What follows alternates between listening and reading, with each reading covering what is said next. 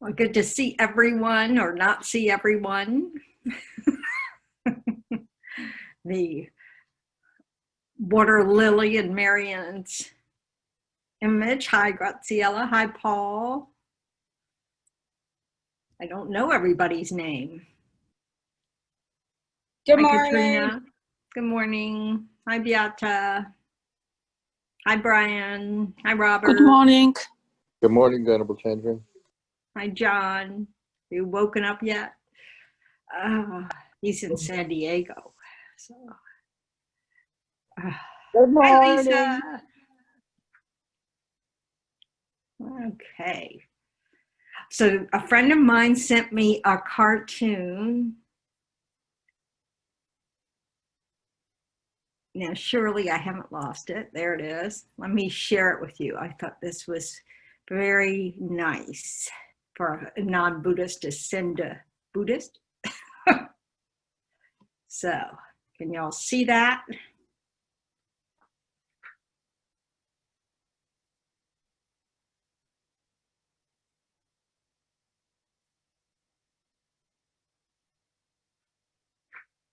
So cute. I love it. Isn't it cute? The cat of great happiness. So this is our Tonglen meditation in cartoon. So thought it was very cute.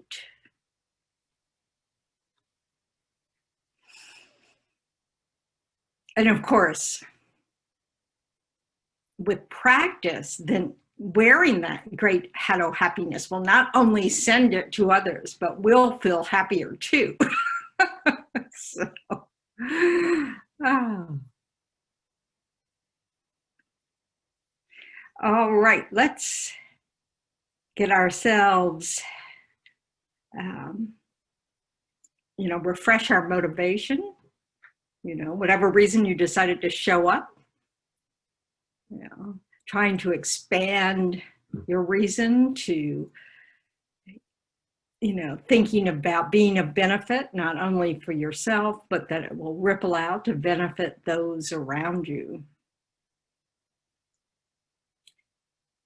The good news is that self-care does, in fact, benefit others. Working with our mind, really in Buddhism, it is the method to being able to benefit others. Creates the causes of happiness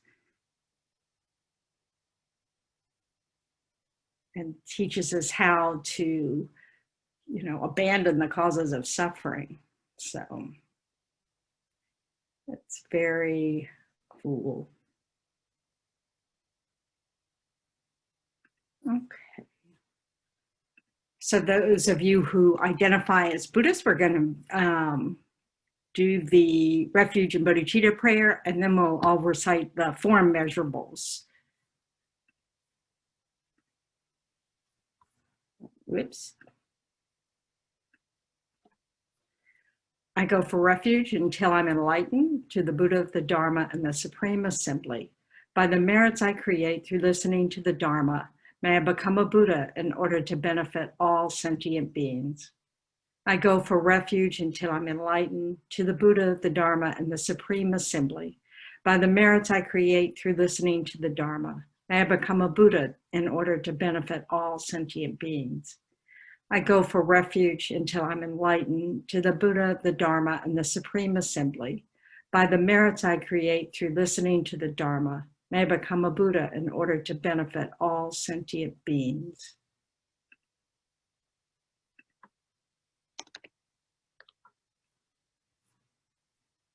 And the four immeasurables. May all sentient beings have happiness and the causes of happiness. May all sentient beings be free from suffering and the causes of suffering. May all sentient beings be inseparable from the happiness that is free from suffering. May all sentient beings abide in equanimity, free from attachment for friends and hatred for enemies. So just take a moment to take a few deep breaths. Really assert your presence and, your body and mind, your awareness of your body and mind in this moment. No place else to be. No need to be thinking about what you'll be doing later. And no need to be reminiscing about the past. Just being aware of your body sitting here, the sensation of the temperature in the room, any sounds that you hear, engaging in the 5 senses.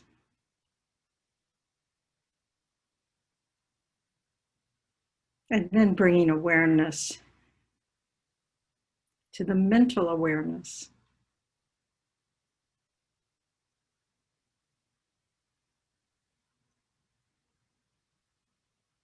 So just take a snapshot of how your body and your mind is at this moment.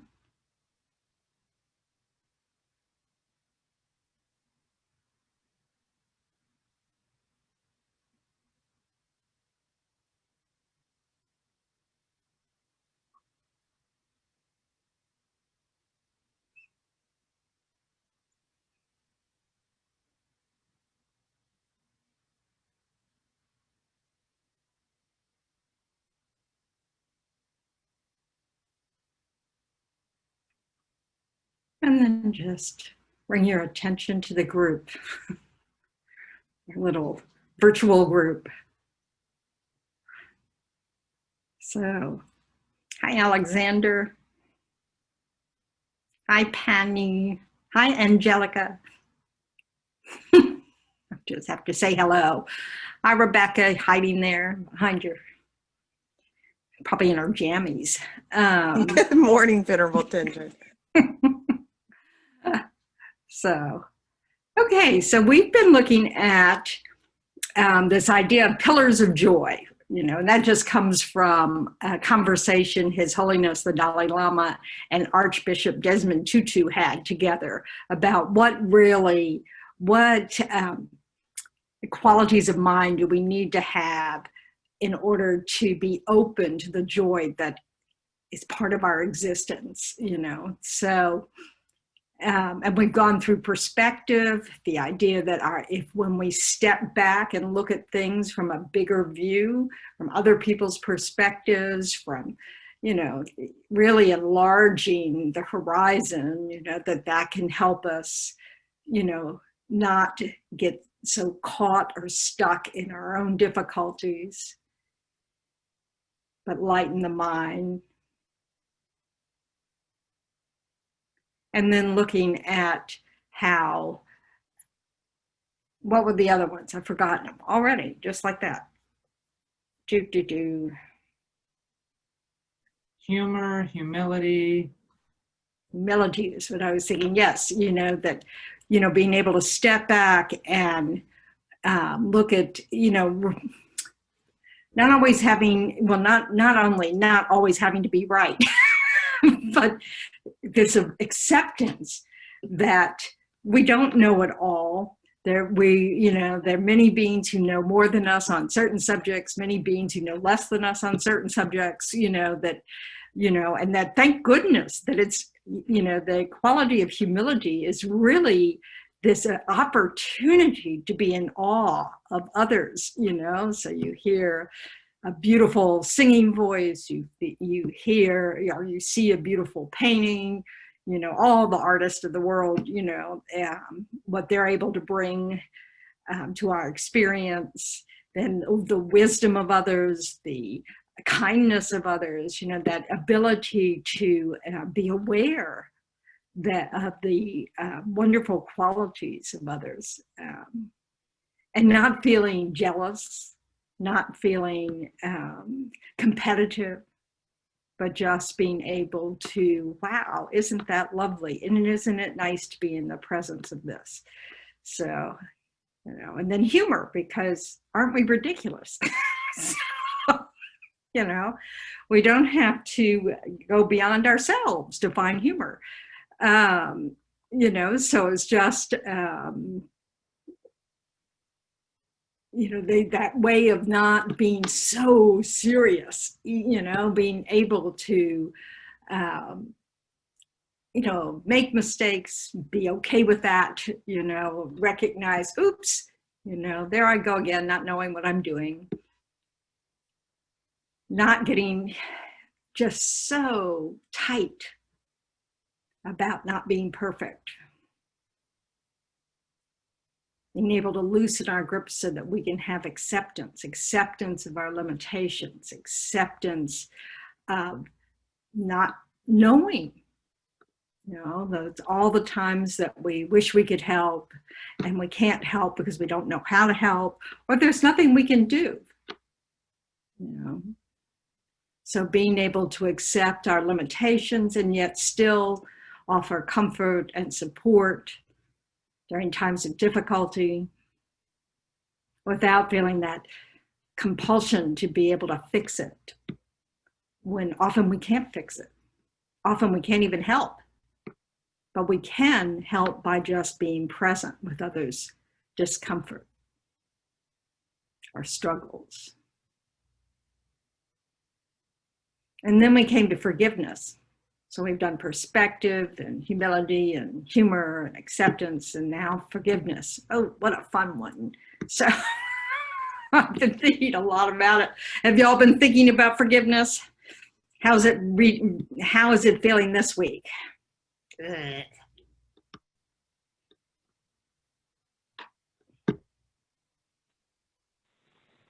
I think about forgiveness all the time. And I think one of the things I've really come to understand is that to really engage in forgiveness for others, I really have to engage with forgiveness for myself. Yep, there's no question. I really think Westerners have a whole huge pot of guilt carrying around and adding to all the time as if it spices it up, So one of the things I was thinking about, I was thinking about this yesterday. I was thinking about how, what are, like we've talked about before, about obstacles to forgiveness and self-forgiveness.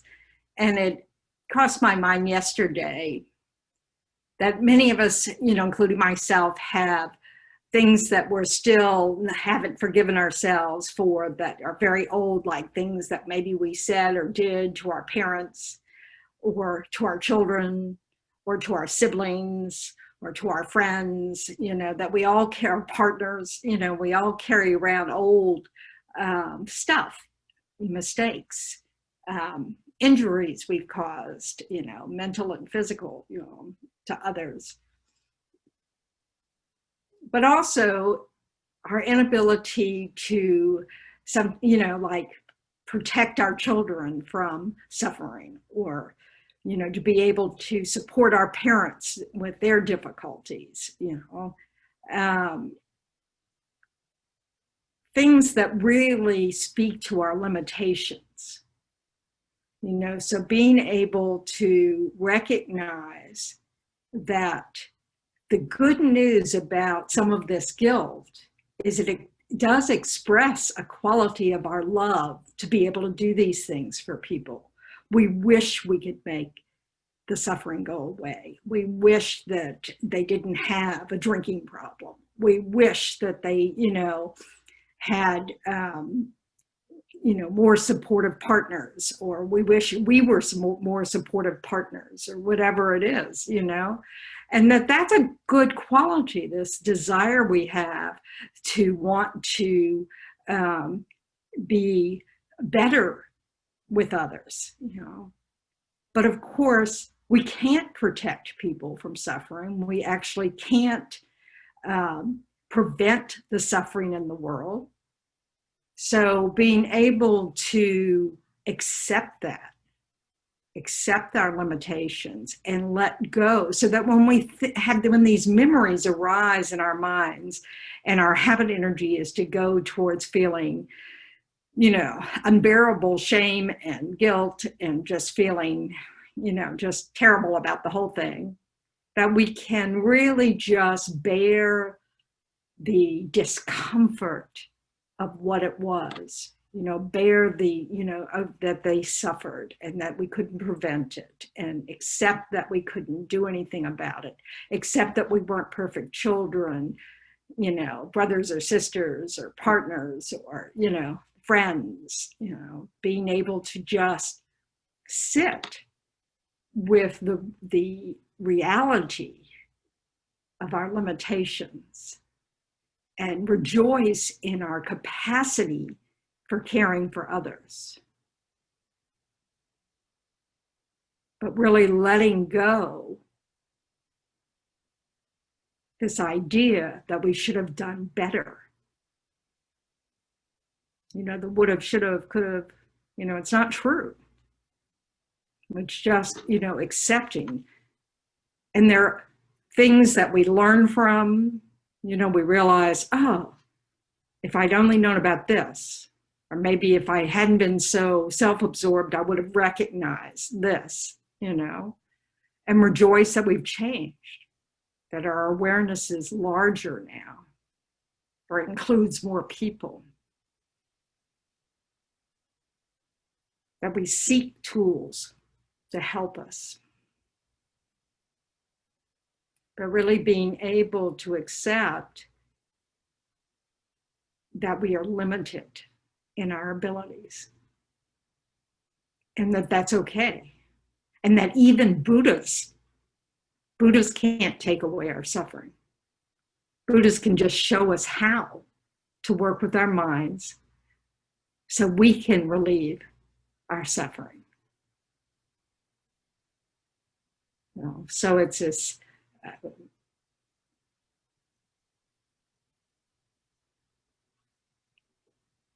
it's accepting that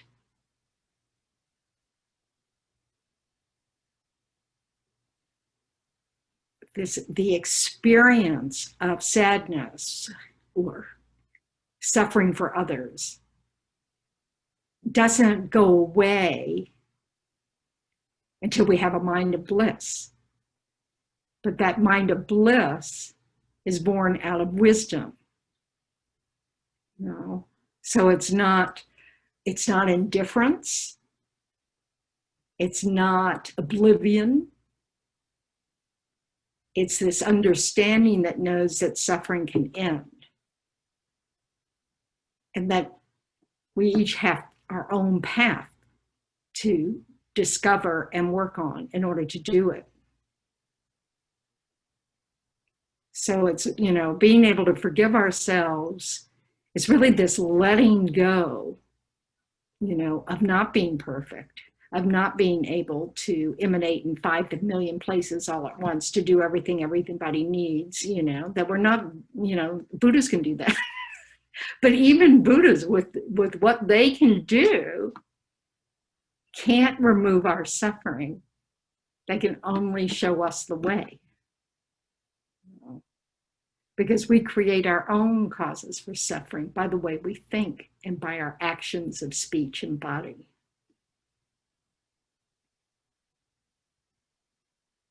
So the more we can expand our capacity for acceptance of what is or what was, what we can do, what we cannot do, without thinking that we're less worthy because we have limitations.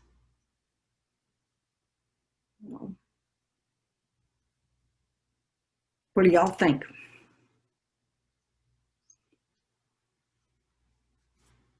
And then, of course, we all, many of us have had traumas, where we've been, we've received harm from others of all degrees.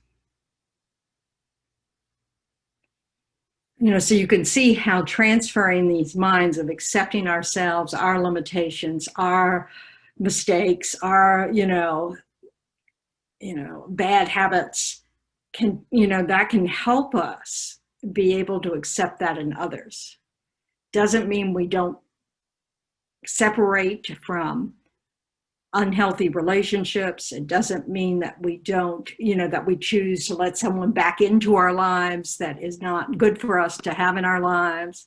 It just means letting go of that tight, non-forgiving mind.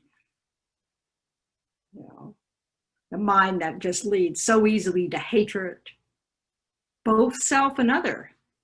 This is one of the things that, people often do when they've been harmed, is they blame themselves, and to hate themselves, think that they should have done something else to, prevent it. So the more we can, really look at ourselves with a balanced view, with a bigger perspective, or standing back as if you were looking at your best friend, or your child, and saying, how would you judge them? Recognizing, the harsh critic that we have is not helping us, doesn't make us better people. A patient, generous spirit helps us change our bad habits.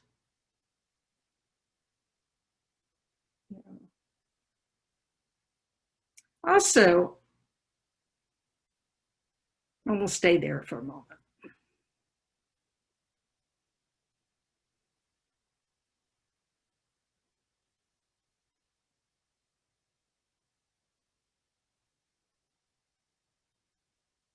Does anybody find that with anything they've been trying to change with their mental attitudes or mental habits, that you feel like you've made great progress, and then one day you have this just horrible mind rise?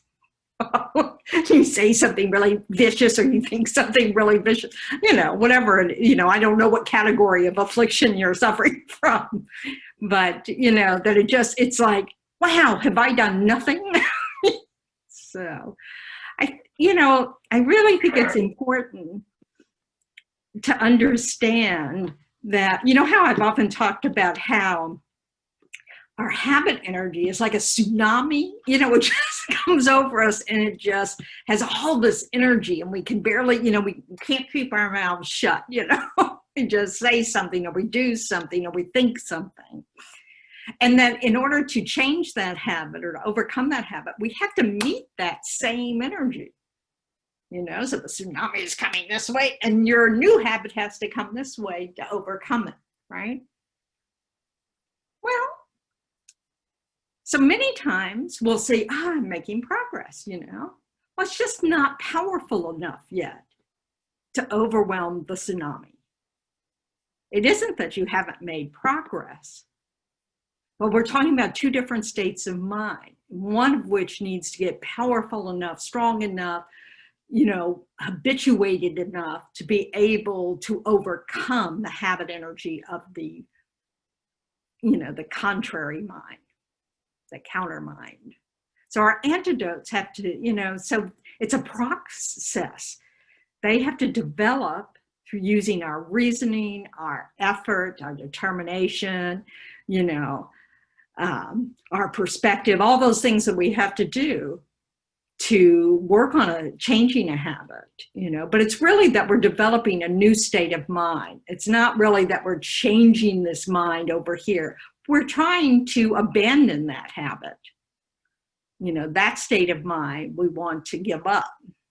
So we're really trying to develop a new state of mind that has a different set of beliefs. That believes patience is more powerful than impatience, or anger. That believes compassion is more powerful than, that indifferent sort of, oh, get over it mind.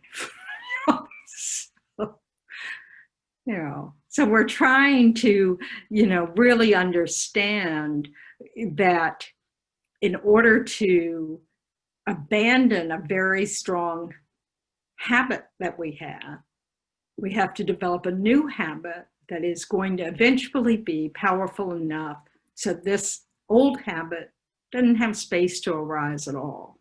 And then it just gets easier and easier. And then you realize emptiness, and it's not going to arise at all. So then it gets easy, easy, easy, easy. Easy peasy. Yes, Robert.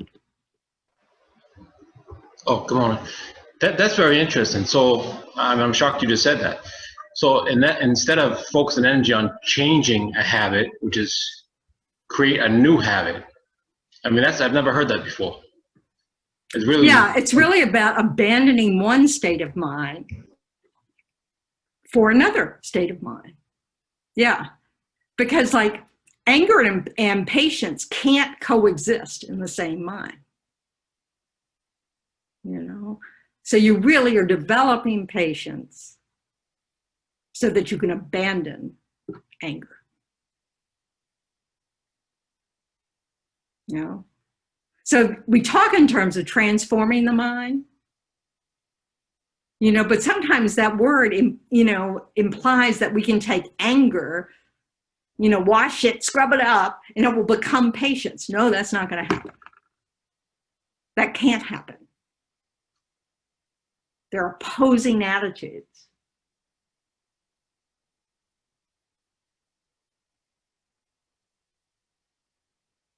Now we can transform our, you know, compassion that's mixed with attachment. And when we abandon attachment, that compassion can then just have no boundaries. Attachment is what makes it, you know, our compassion tend to be just towards those people we like, or our friends, or people who help us. You know. But when we abandon attachment, then great compassion towards all beings can arise.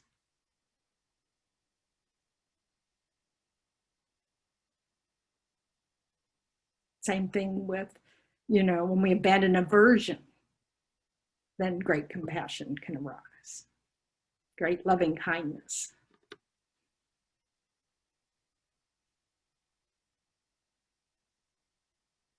So really identifying how we have a tendency to not forgive ourselves, you know, which means we, you know, because again, the mind of forgiveness is not the mind that's holding on to whatever it is, the harm that was done to you or the harm you've done others.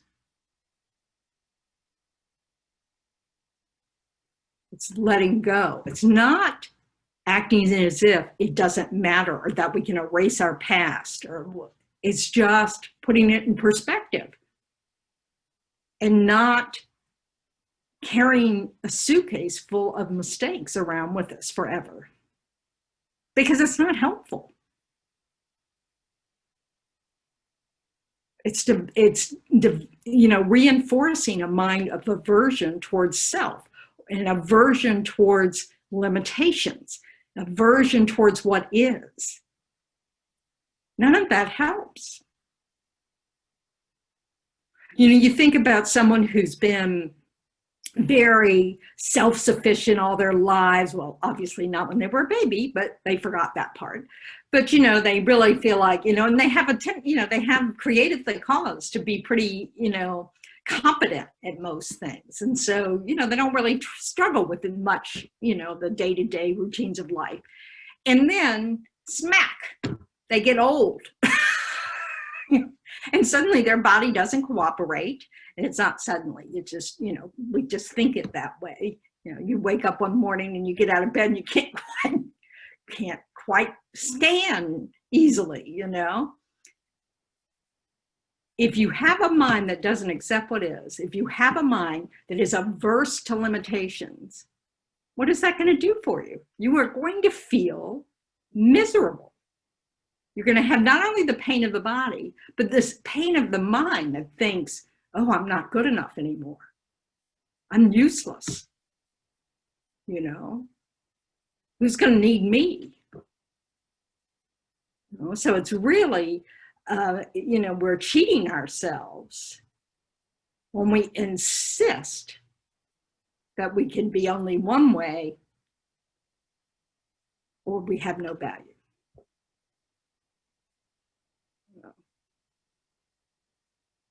And who do you want to hang out with? You know, the old person that, you know, is quite comfortable with the changes in their life, you know, quite comfortable asking for help when needed, or the person who's just ranting and raving over, you know, I used to be able to do this. You know, I don't need your help. So you have to very carefully, very subtly and sneakily help them without their knowledge. So we just need to look at how some of the attitudes we have really are self-defeating.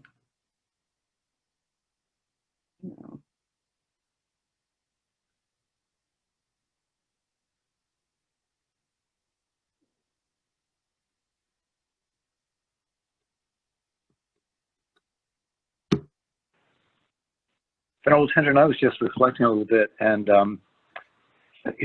sometimes I read about this extraordinary freedom that people experience once they are able to truly forgive, and it feels like it's something that I've yet to experience. And just mulling over that for a moment, it occurred to me that the reason that's so is because I'm still grasping, I'm still attached to whatever it is that's involved in that forgiveness aspect, and that is what's causing my suffering around this. Yeah. That's what's preventing me from truly forgiving. Yeah, I mean, it's true. And one of it is our pride. This idea, what, me have done this? Or I couldn't do everything that was asked of me, or I couldn't fix, my mother, my father, my children. Well, I married an alcoholic, and I know it was solely to prove that, okay, I might not have been able to fix my mom, but surely I can fix my partner. How arrogant and stupid, It's just like, it's just a scenario for suffering. And I remember being so angry. Not so angry, that's not really true, but kind of really frustrated with my dad when he would take all the power as if my mom had none, when he would feel guilty, after my mom died, and about, how he didn't help her more, but I was doing the same thing. There just wasn't the help that she needed at the time, And it's very sad. And I realize I'm a lot more comfortable being angry at the situation than being sad about how it was.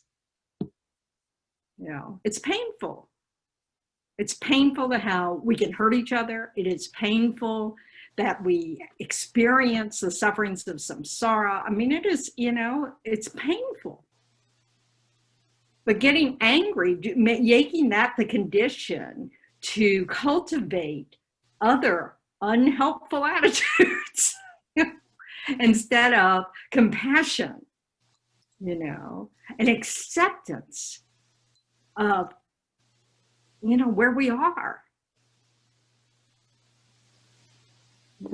And, this understanding that our teachers, holy beings, they don't look at us like, what are you going to get with the program? They're patient and kind and accepting and know that ignorance is at the root of it. So we should forgive ourselves for not treating ourselves like a Buddha would. And sometimes just kind of chuckle, where you have this harsh mind arise and then think, how ridiculous. Of course I don't get it all right. Of course, I'm a suffering sentient being with wounds, and I'm working on it.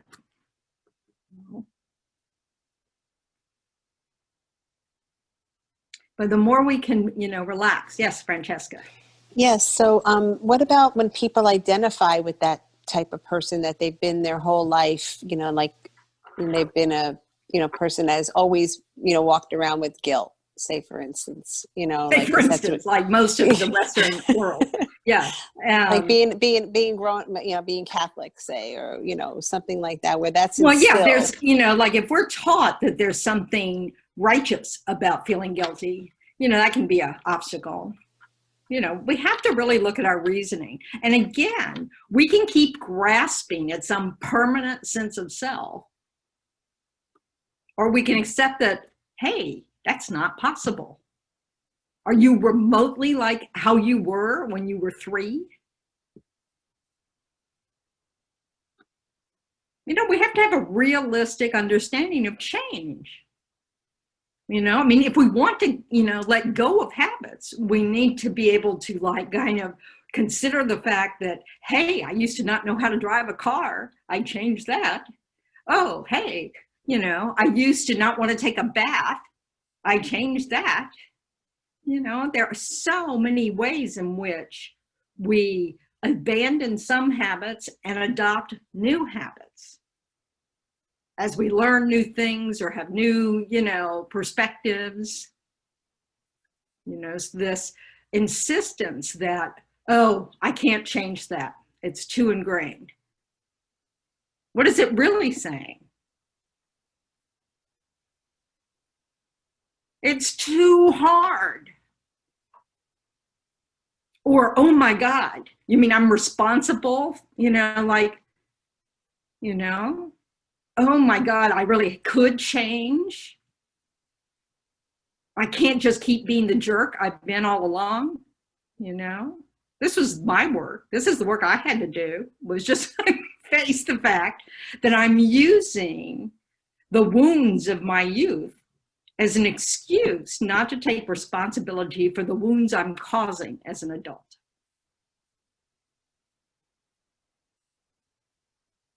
And I can blame my parents for that. And I can be really good at it. With good reasoning and all that stuff, and with the pride of being such a good student, it's just all garbage. It's just lies I tell myself to, keep the storyline going.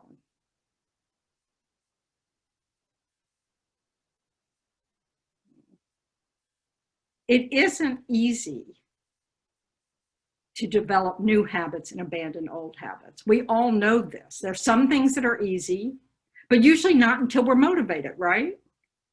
We don't really care about brushing our teeth or taking baths until suddenly we have an interest in the, in sex or in, being, part of a social group. So we're motivated. And then we wouldn't think twice about going out with, out brushing our teeth.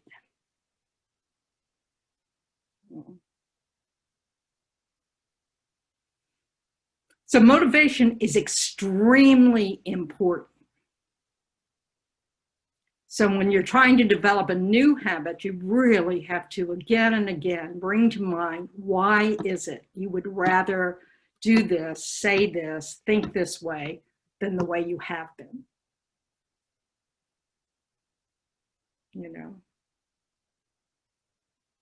What, Francesca?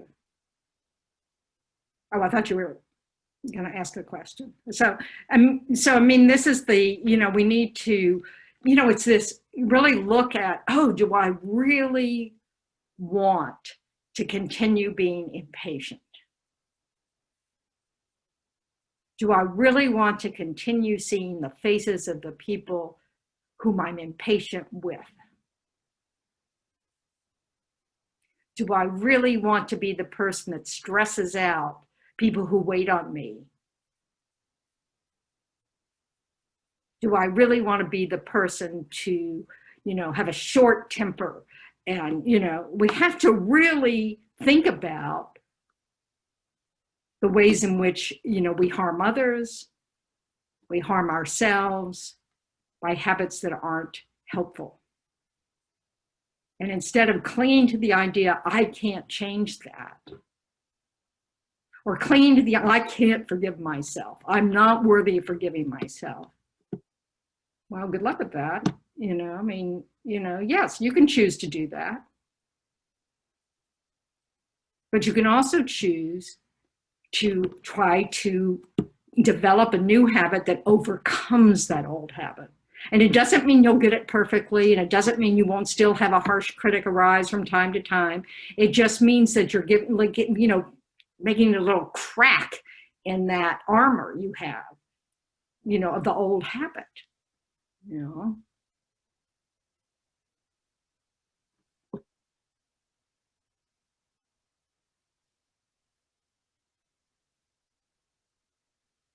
And it's hard, you know. We were born into family. This is the irony of, you know, of the year. You know, from the Buddhist view, the reason we're born into families where, you know, perhaps, you know, feeling guilty about everything you've ever thought is part of the culture is because we came, you know, we're part of that. We created the cause of that. You know, so we're just, oh, well, now I'll even be, you know, we're attracted to that. So, you know, not in a nice, functional, healthy way, but, you know, when you think about all the things that you like to do that aren't good for you, and you're still attracted to it, you know, I can still eat a whole bag of potato chips without any problem at all. You know, well, that's not a smart attitude. So we shouldn't trust just because we're attracted to it that it's good for us. It's, no, it's, you know. So, you know, it's really about letting open this possibility that our world won't end with a change of habit. And in fact, it takes a while to develop a new habit, so you've got time to adjust. So, you know. But it does mean we have to keep reminding ourselves, why do I want to do this? So that when we give into that old habit, we can then gently interrupt it and say, well, I'm not going to continue with this train of thought.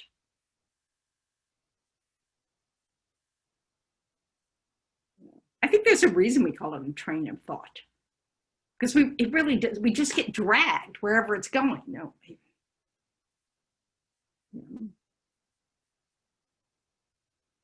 So it's, and this is why sitting quietly and reflecting on these different, you know, one thing at a time, and really looking at the habit that we're holding on to. What are the advantages of it? What does it say about what I believe? What are the disadvantages of it? And then you try to imagine, you know, because we're not 100% anything. You know, there really are some mistakes we don't feel guilty about. We don't carry. We let go. So we have the capacity to let go.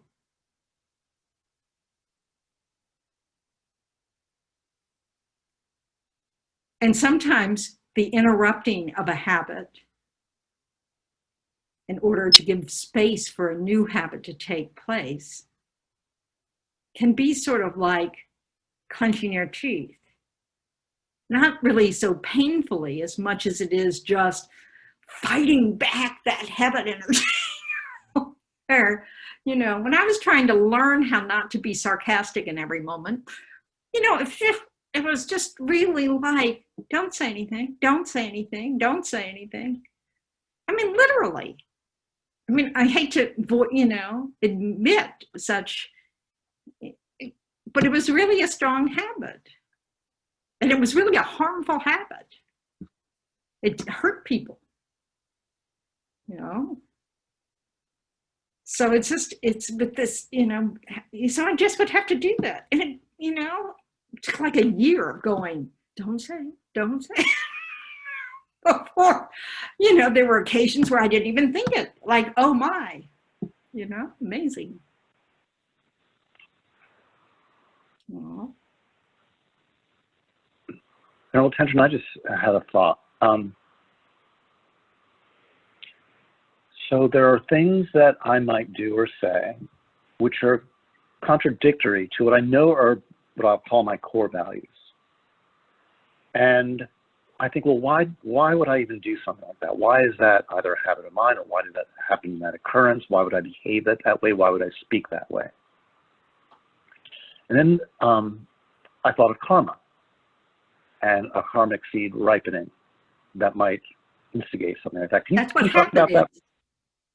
That's what habit is. Karma is both the potential we place in our mind stream that will ripen as a result of pleasant, unpleasant. It is also the tendency we place in our mind stream to repeat the action. So habit is karma. It's the habit of that action, because karma just means action. So we don't have to get all lofty in our understanding of what's, why would we do that? Well, just because we practiced it a long time. Have you ever decided to give up some product and then you're in the grocery store and you buy it again and you get home and go, oh, I'm not using that soap anymore. I mean, we just, we're just accustomed. We see it, we pick it up. This is what we do. It's a handy trait, in fact, the fact that we can teach ourselves how to, this is how we remember our daily routine, and that gets harder. So it's not a bad skill we have, but it's just habit, and some of them we're carrying from life after life after life, so they're very strong habits. Yeah. Yes, Paul. I was wondering if you could maybe explain karma a little more, because I didn't really understand. I thought it was like, if you do good things happen. If you do bad things happen, or stuff like that. I don't know. Yeah, well, there are two aspects here, really.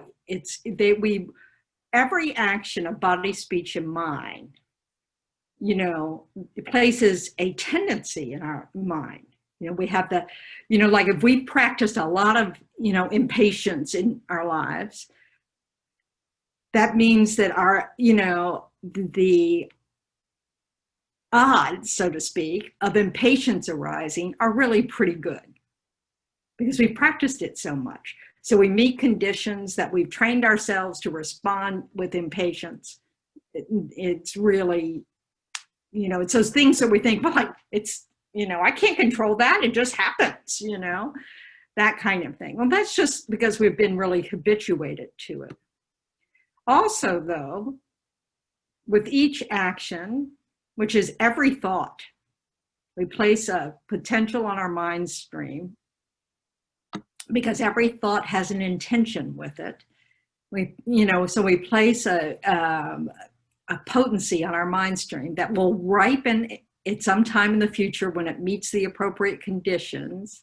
If we did some negative action of body, speech, or mind, that places a seed that will ripen as something that we find unpleasant or suffering in the future. If we do something positive with our body, speech, or mind, that places the tendency to do that again. The more we practice it, the stronger that tendency is. And it also places the potential for a pleasant experience or happiness to ripen in the future. This is just the simple cause and effect when consciousness is involved.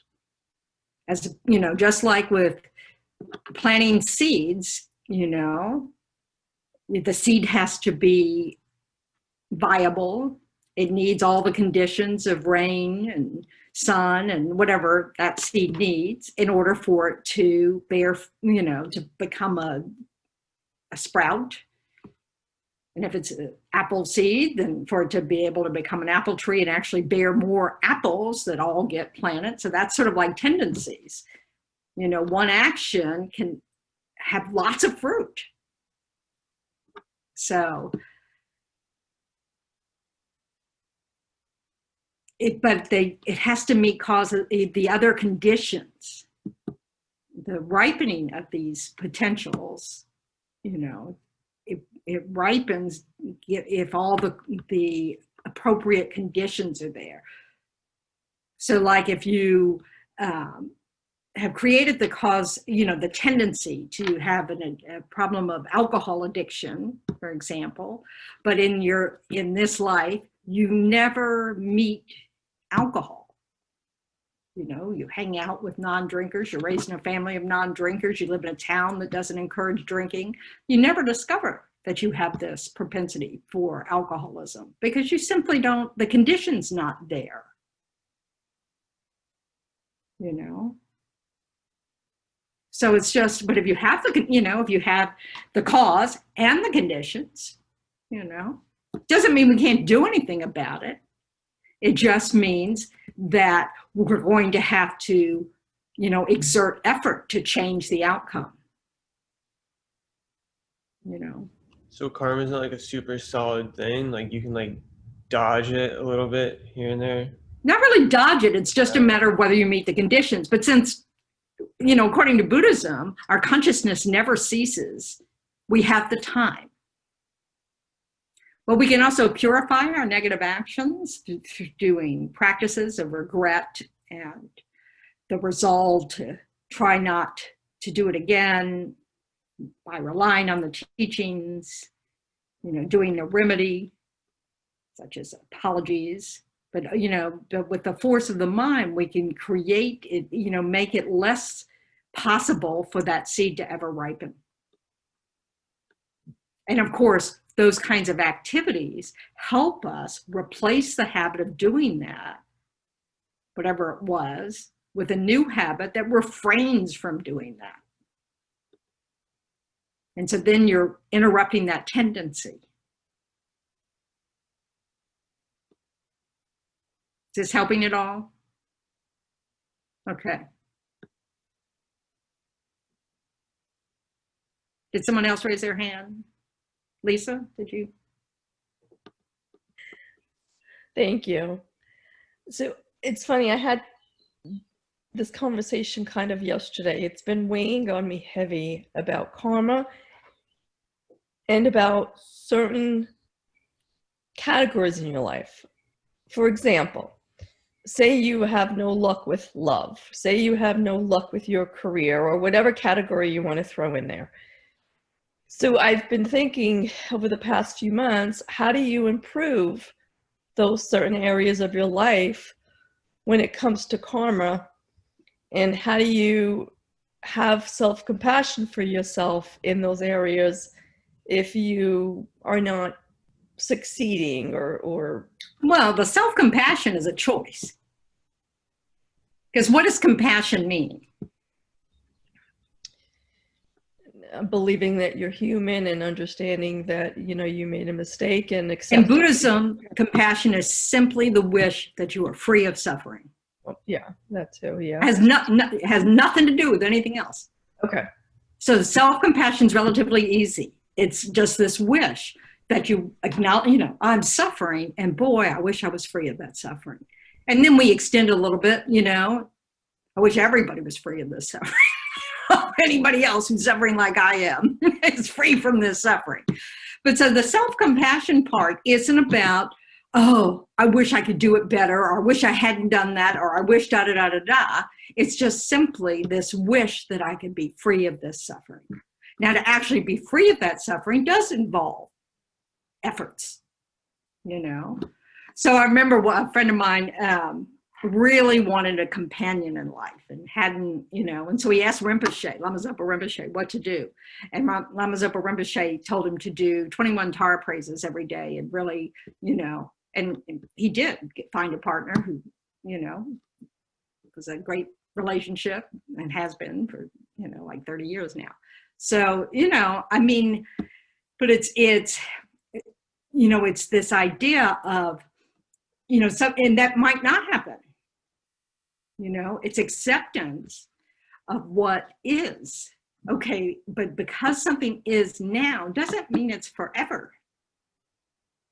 You know, but I tell you, when we grasp hold of this idea of I'm not worthy of having, you know, a love life, that's a big wall that relationships can rarely surmount. You know, you have to feel worthy, you know, and of course, according to the Buddha, you are. You know?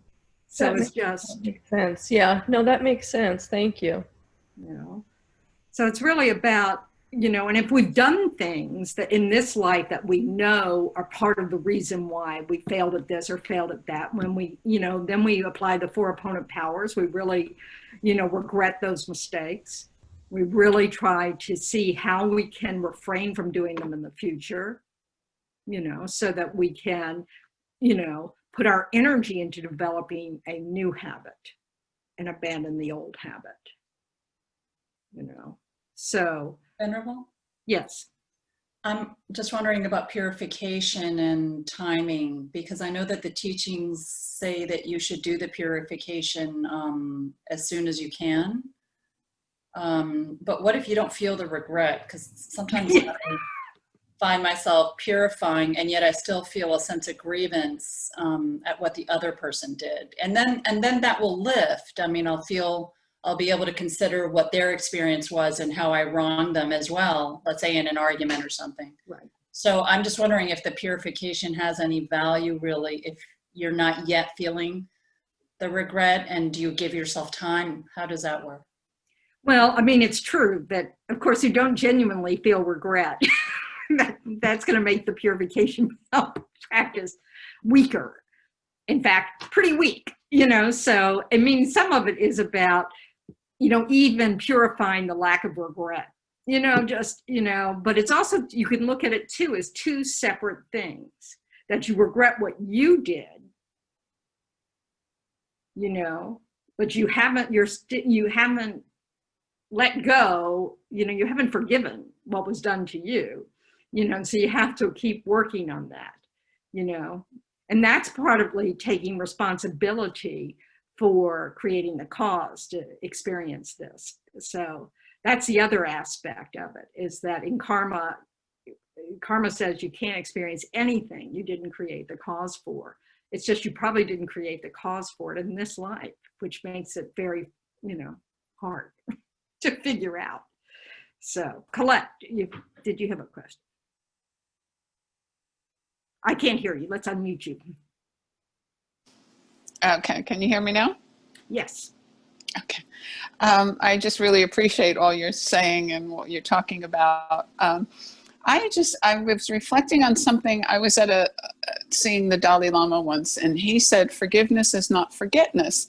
So I was always trying to understand that, but it was almost like he wanted us to be an example. Is that what you would take from that? Well, I think though, it's the important part is like, it's like when we acknowledge our mistakes, you know, so we forgive ourselves, we regret it, and we resolve to try not to do it again.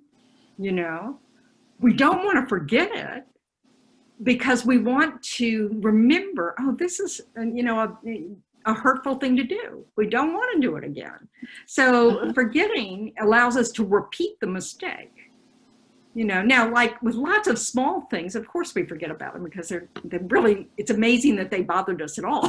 So, yeah. Both, you know, others and ourselves, you know, but you know, it's not required to forget something when we forgive something, you know, whether it's ourselves or others, because, you know, we really don't want to repeat our mistakes, especially ones that, you know, are big, you know.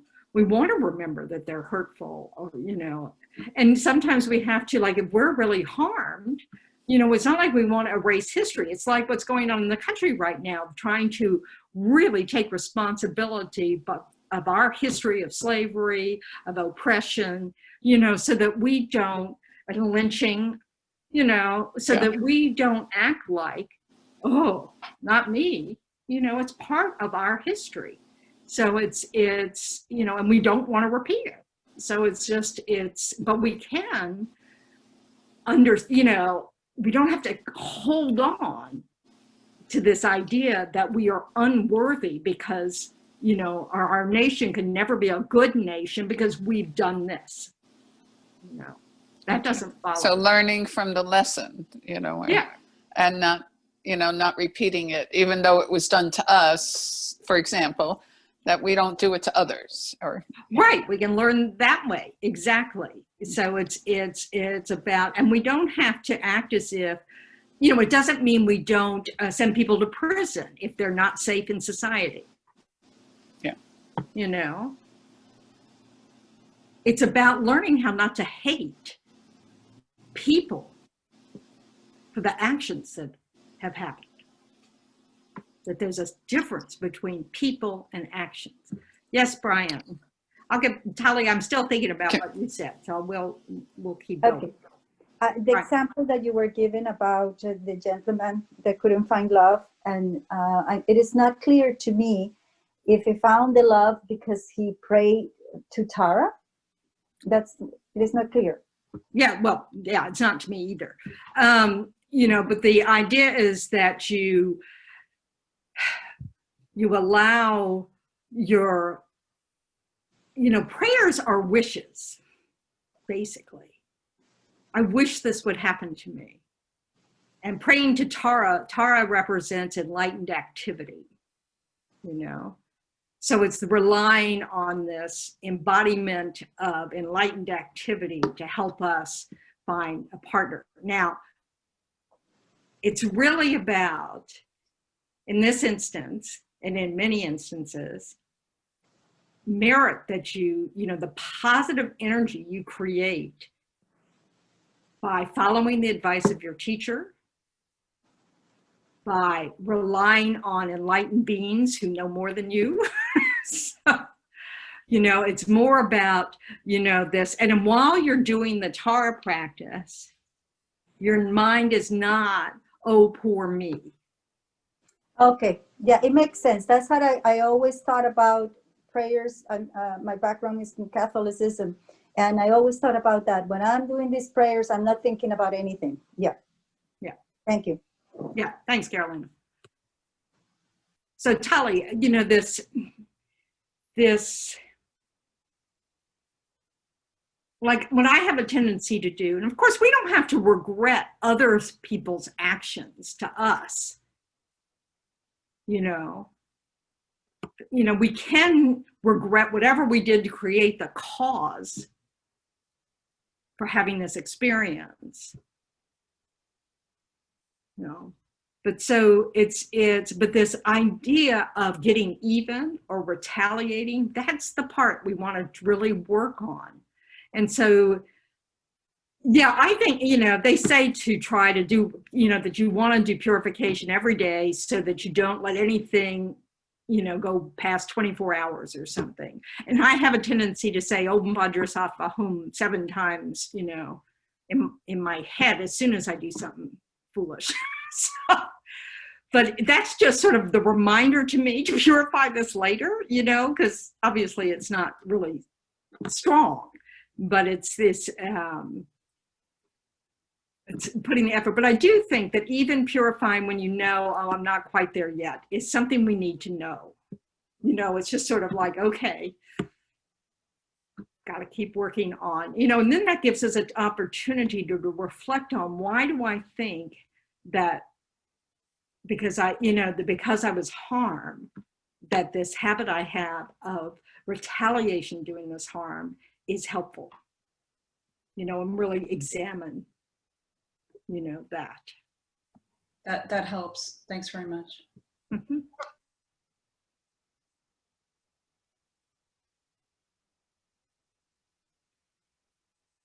So anything y'all would like to discuss with each other?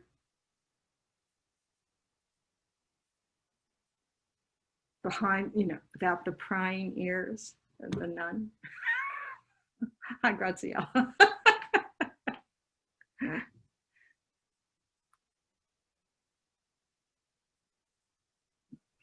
I was thinking about how to develop this new habit. You know, that might be something that we can discuss, although that seems really extremely hard. The new habit of forgiving, or the new what new habit? The counter habit. In other words, you have a bad habit, right? What is it? What's the process of going and developing this? Okay, so first of all, you have to examine what are the disadvantages of the habit you have. You know, looking at the disadvantages of impatience or holding on to a grudge or resentment or, you know, whatever habit of mind that causes us suffering. So you look at those disadvantages. You look at, why do I think this is you know, do I think I can't change it? I mean, it's, you know, you might think that, you know, that kind of thing. Maybe you think it has some power over others, you know, to have, you know, to respond with anger or impatience. And then you have to think about, okay, maybe, but is there a price for that? You know, you have, you know, so you're really looking at the existing habit and its flaws and, you know, at least putting a question mark about, you know, what you believe its advantages are, to start exploring those further, you know, to not just assume you're right, you know, that, there's power in this, you know, so that we can be more precise. And then we look at what, like, okay, with anger, the antidote to anger is patience.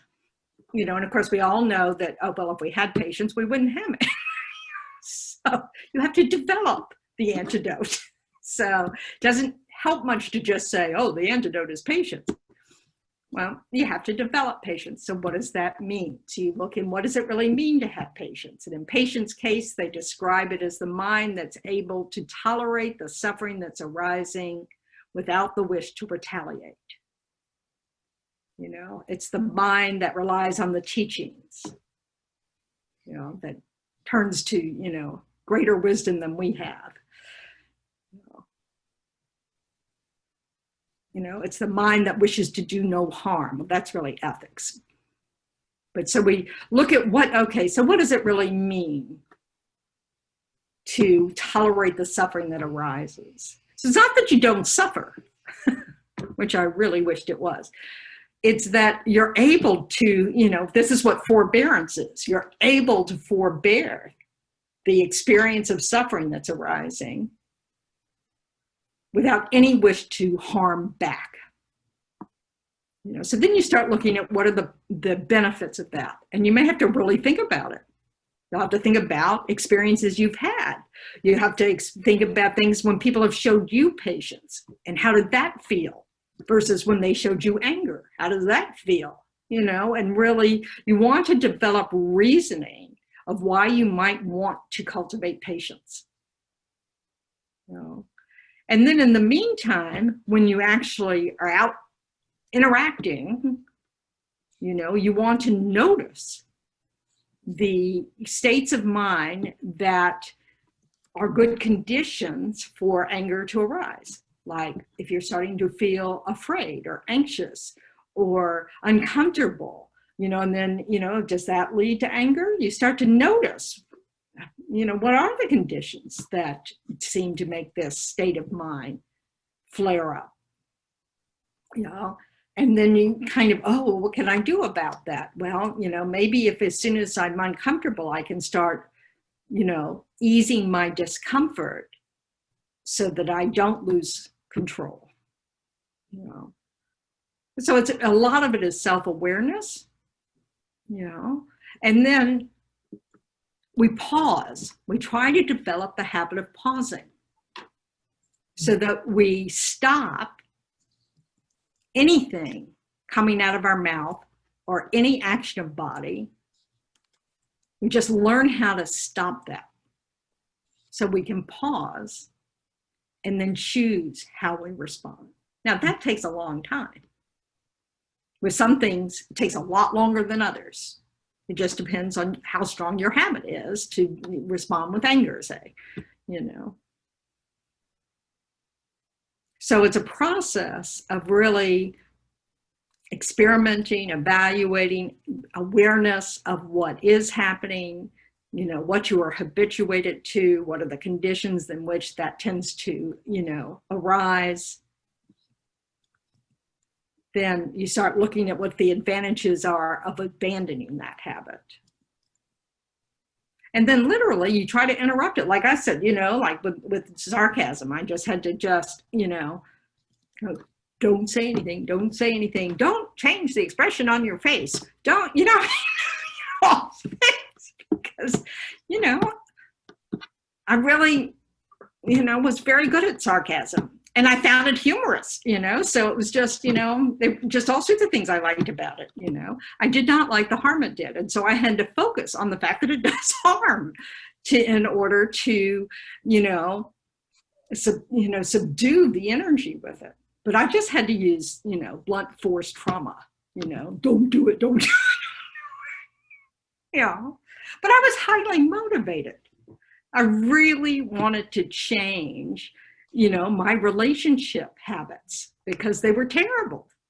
You know, I wasn't nearly as sarcastic with my friends. I wouldn't have had any as I was with my partner. You know, so, you know, but we have to, you know, we have to want it, but it takes a while to really want it. You have to really look at it and see all the damage it's done to you to keep hanging on to this unskillful habit. Mm-hmm. You know, really acknowledge it, accept responsibility for it. Then also, you know, but not in a bad way, like, I'm an evil person. No, just, okay, this is, you know, this is a skill I have that I no longer wish to practice. So it's, you know, I mean, this is when humor helps, you know, to be able to be kind of gentle with yourself. Deborah, yeah.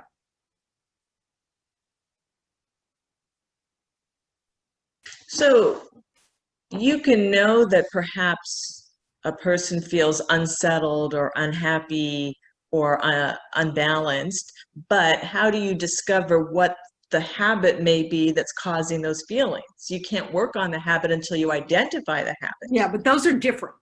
So the feeling that you're experiencing of like discomfort, or maybe there's some anxiety form, that becomes a condition for, say, impatience or anger to arise, or, you know, withdrawing, or, you know, whatever the habit is.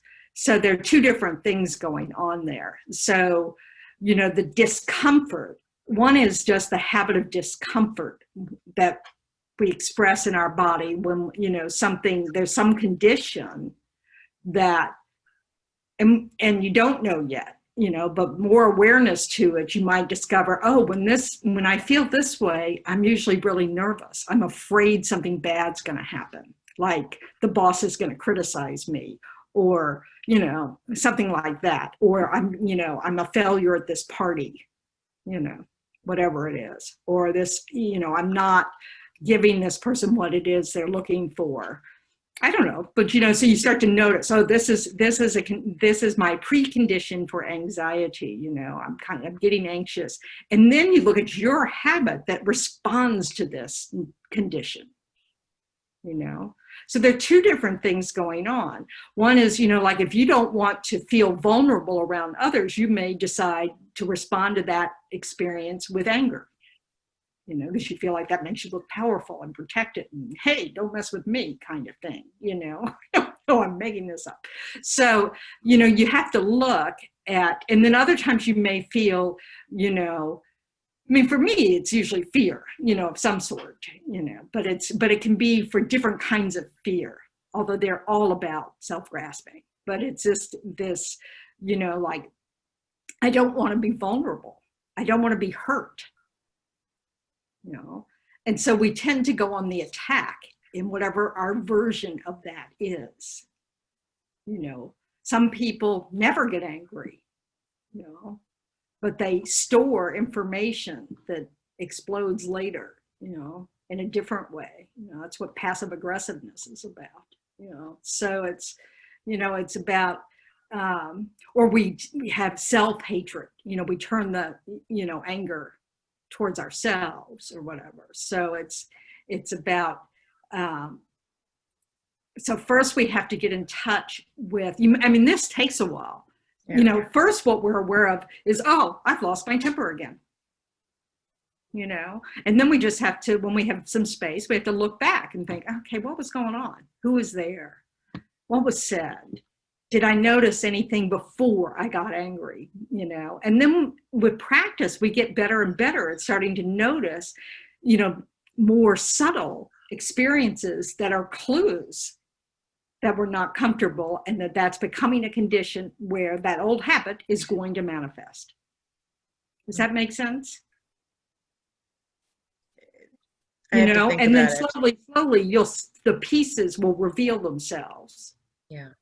You know, you'll realize, like for me, I just have to feel this little gut catch. I have this little catch that occurs around my diaphragm. I guess I'm holding my breath or something, you know, and then I just know that I'm not comfortable. I don't know why I'm not comfortable immediately, you know, but just acknowledging, oh, I'm not comfortable.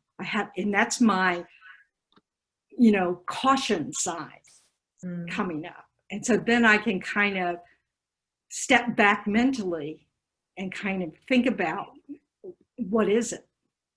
Am I afraid of this or that or da, da, da, da, da? And that gives me a way of choosing how to respond instead of just getting impatient or whatever is my defense, I guess. Thank you. Yeah, it's a process. Yeah. Yeah. But this is where meditation helps. The more we can remember to check in throughout the day of just being aware, what's going on with my body right now? What's going on with my mind right now?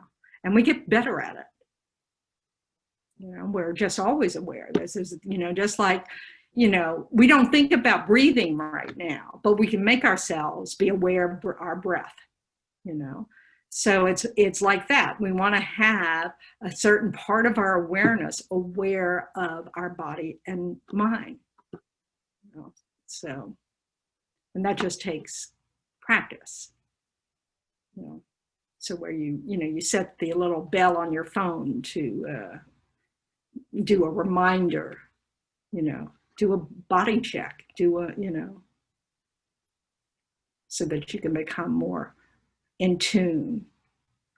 Because when you're motivated, when you go, oh, I really need to notice this because I want to change how I talk to others, you know, so it's really important for me to be aware as soon as I can of this discomfort, because when I'm uncomfortable, you know, I'm not under control. I start getting unsteady, you know, and I can't be trusted.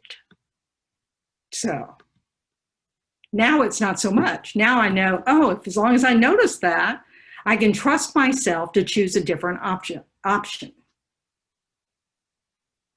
You know, and this even includes, I mean, I had to do this with self-hate.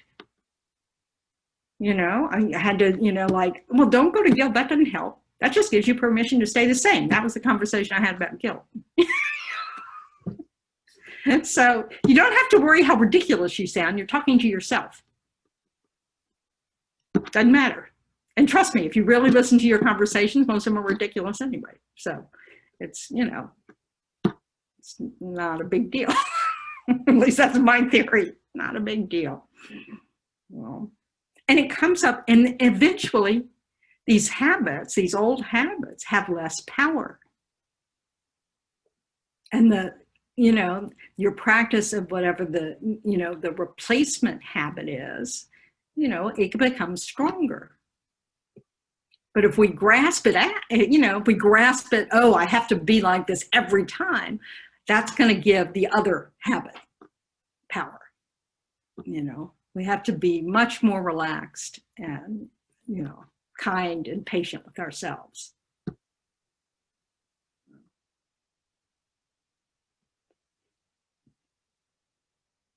Well, I would like y'all to at least do a breakout group to say hello to each other and introduce yourselves if you don't know each other, you know, whatever. Because it's nice to connect as a community beyond this screen of multi squares. So